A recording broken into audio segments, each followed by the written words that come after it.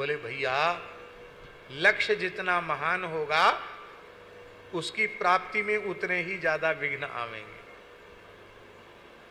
सबसे बड़ा लक्ष्य क्या है, सबसे महान लक्ष्य क्या है? भगवत प्राप्ति। क्यों है बोलो? इसलिए है क्योंकि जिस लक्ष्य को प्राप्त कर लेने के बाद फिर कुछ भी प्राप्त करना शेष न रह जाए, वही लक्ष्य हो सकता है। चरम लक्ष्य परम लक्ष्य वही हो सकता है जिसको पाने के बाद फिर कुछ पाना शेष न रह जाए। ऐसे केवल भगवान है। ऐसे केवल और केवल केवल और केवल भगवान ही हैं जिनको प्राप्त कर लेने के बाद फिर कुछ पाना शेष नहीं रह जाता। तो जीव का सर्वोपरि लक्ष्य भगवान है। यदि कोई पूछे कि भगवान ने हमें मनुष्य किस लिए बनाया, इसका एक ही उत्तर है, अपने चरण कमलों तक पहुंचने के लिए ही भगवान ने हमें मनुष्य बनाया। और जब भगवान ने अपनी प्राप्ति के लिए हमें मनुष्य बनाया तो हम अपने लक्ष्य की ओर अपनी कितनी यात्रा कर पाए हैं, इस बात का प्रत्येक मनुष्य को विचार करना चाहिए। और ईमानदारी से विचार करने पर रोना आएगा कि हमने खूब उत्तम विद्या प्राप्त की, बड़ी बड़ी डिग्रियां प्राप्त की, संत हो गए, महंत हो गए, श्री महंत हो गए, महामंडलेश्वर हो गए, जगत गुरु हो गए, ब्रह्मांड गुरु, विश्व गुरु हो गए, सब कुछ हो गए। लेकिन ईमानदारी से पूछो अपने आप से, जिसलिए घर द्वार छोड़कर साधु बने थे, क्या उस लक्ष्य पर पहुंच पाए हैं क्या? अच्छा नहीं पहुंच पाए, कितना चले? आप तो सब पहुंचे हुए हैं, आप सबको हम प्रणाम करते हैं। हम तो जहां खड़े थे वहीं खड़े हैं। हम एक पग भी नहीं चल पाए, सच्ची बात बोल रहे हैं। हम एक पग नहीं चल पाए भगवान की ओर, बस सोच रहे हैं। पर ठाकुर हमारे इतने करुणामय हैं, ऐसा सोचने वालों पर भी कृपा कर देते हैं।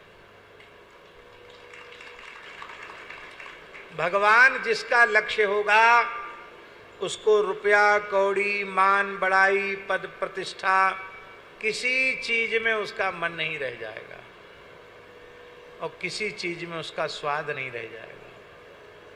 अभी जब तक इन चीजों में स्वाद आ रहा है और इनमें मन की वृत्ति लग रही है, तब तक हम भगवान की ओर एक पग भी नहीं बढ़े हैं।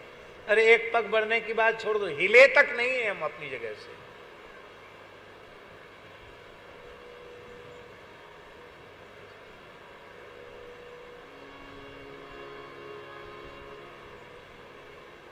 खूब भगवत भागवत चरित्रों को ईमानदारी से कहो और ईमानदारी से सुनो। सत्संग में सुने हुए विषय के अनुरूप अपना जीवन बनाओ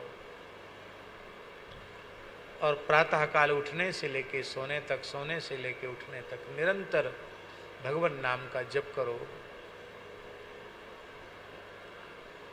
वैष्णवता का पूर्ण निष्ठा से पालन करो। आहार को पूर्ण शुद्ध रखो।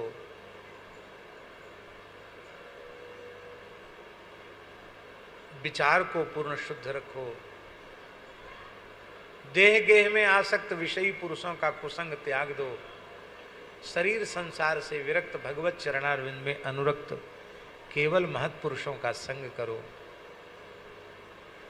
आपका देखना सुनना बोलना सब कुछ अलग हो जाए तो आपको फिर इसी जन्म में इसी शरीर से भगवान मिल जाए। पर इस प्रकार से अपना जीवन बनाना पड़ेगा, उसके बिना बात नहीं बनेगी।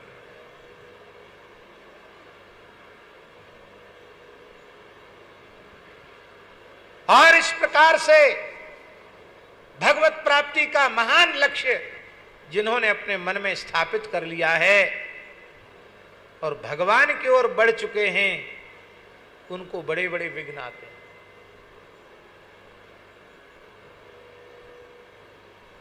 ऊट पटांग जिनका खाना पीना सब कुछ अनियंत्रित है, जो नहीं खाना चाहिए वो खा रहे हैं, जो नहीं पीना चाहिए वो पी रहे हैं, जो नहीं करना चाहिए वो कर रहे हैं, जहाँ नहीं जाना चाहिए वहाँ जा रहे हैं। एकदम राक्षस से भी गया बीता जीवन है। महाराज बड़ी मौज में घूम रहे हैं, उनके सिर में भी दर्द नहीं होता, हट्टे कट्टे जवान, ऐसी पर्सनालिटी उनकी कि महाराज हवा डर जाए उनको देख के। कहते हम तूफानों की दिशा बदल देंगे। इतने अहंकार में मतवाले होकर के लोग घूम रहे हैं। और भजन करने वाले पेट में दर्द हो रहा है, मूड सिर में दर्द हो रहा है, ये बीमारी लग गई, वो बीमारी लग गई। अरे भाई ये क्या है? विमुख जीव वो तो मौज मस्ती कर रहे हैं, खूब खा रहे हैं ठूस ठूस के और खूब सो रहे हैं। कथा में भी आके सोते ही हैं, मन नहीं लगता, न माला फेरने में मन लगे, न कथा सुनने में मन लगे। घोर तामसी जीव है, उनको कुछ नहीं। भजन में लग जाओ या स्वाध्याय में लग जाओ तो तमाम विघ्न पीछे पड़ते हैं। तो क्या भजन नहीं करना चाहिए? क्या स्वाध्याय नहीं करना चाहिए? क्या भगवत प्राप्ति को अपना लक्ष्य नहीं बनाना चाहिए? अवश्य बनाना चाहिए। बड़ा भारी आश्वासन दे रहे हैं ब्रह्मादि देवता। ये देवता विघ्न क्यों करते हैं? संसार में एक बात देखी जाती है, संसार में आप किसी उच्च पद को या उच्च लक्ष्य को प्राप्त करते हैं तो दूसरे लोग आपसे जलने लग जाते हैं। अरे कल तक तो सड़क छाप था, आज तो चमक आ गई चेहरे पे, आज देखो कहाँ खुले आसमान के नीचे रहता था, तिमंजिला मकान बन गया, इतनी प्रतिष्ठा हो गई, यूं हो गया त्यों हो गया। तब आपकी प्रतिष्ठा से जब अपने से आगे प्रतिष्ठा बढ़ते हुए संसार के लोग देखते हैं तब आपको नीचे गिराने का प्रयास करते हैं कि नहीं? टांग खींचते हैं कि नहीं? कैसे भी इसको धूल चटाओ। यही स्थिति शास्त्री जी देवताओं में है। देवता देखते हैं कि जब तक ये धरती पर है तब तक ठीक है, अब तो ये जब सिद्धों की लोकों का अतिक्रमण साधक करने लग जाता है तो सिद्ध भी उसकी प्राप्ति के पथ में बाधक बनने लग जाते हैं। सिद्ध बाधा पैदा करते हैं और सिद्धियां बाधा पैदा करती हैं। रिद्धि सिद्धि बहु प्रेरे भाई, बुद्धि लोभ दिखावे आई, होय विद्ध जो परम सयानी, चिंतन चितै न अनहित जानी।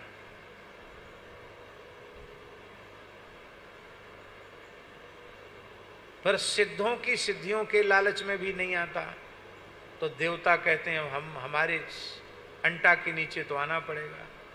इंद्री द्वार झरोखे नाना, तहता सुर बैठे कर थाना, आवत देखें विषय व्यारी, तुरत ही दही कपाट ग्वारी।